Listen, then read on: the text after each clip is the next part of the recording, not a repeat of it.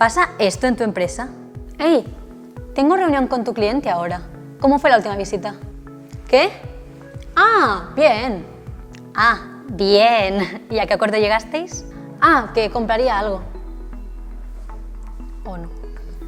Ah, vale, gracias. Bien.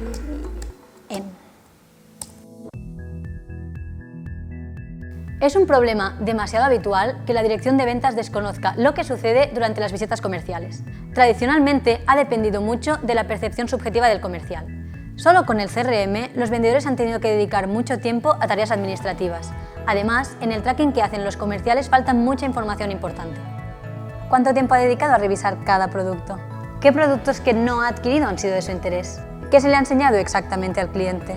No tener esta información es un problema. La solución te la dan las nuevas herramientas digitales.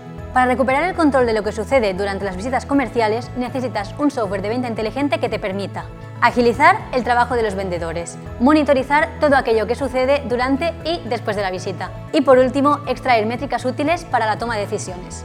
¿El resultado? Una experiencia de cliente mejorada y mucho más personalizada. ¿Y tú? ¿Lo sabes todo de las visitas comerciales de tu equipo?